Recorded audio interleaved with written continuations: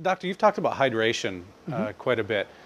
How important is the right kind of water? I mean, who knows when we turn the tap on what's coming out of there? How do we find the right kind of water, and is that maybe the wrong kind of water part of the problem as well?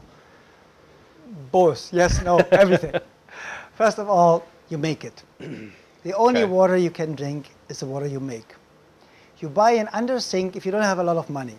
You buy an under sink, and I think they have it still at Costco for kind of like $199, maybe $240. It's not really expensive. You buy an under sink reverse osmosis water filter system. That's the only water I would drink. Okay. If you have the money, it's kind of like between $2,000 and $3,000 and $4,000 as a whole house water system. Then you can drink the water out of every faucet and give it to your animals too, because that's why dogs and cats get so much cancer, because from the fluoride and chlorine in the drinking water.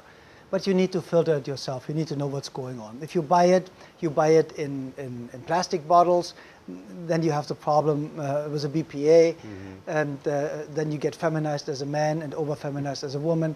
You know, as a man you grow boobs, as a girl you get breast cancer.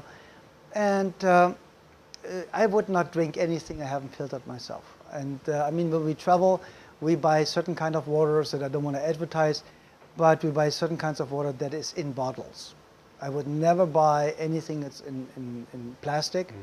And there are some waters out there, European waters. I only use European waters if I'm traveling, like here, that comes in glass bottles. Otherwise, I wouldn't touch it.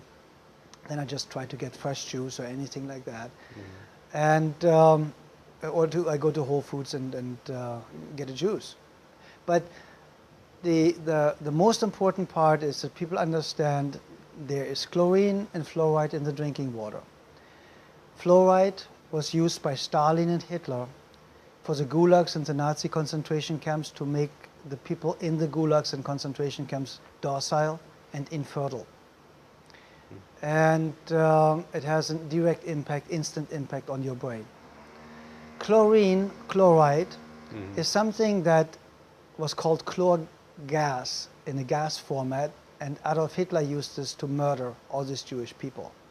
That's what's in your drinking water. When you get out of the shower and you are dizzy and nauseous, you think, oh, I showered too hot. No, you didn't.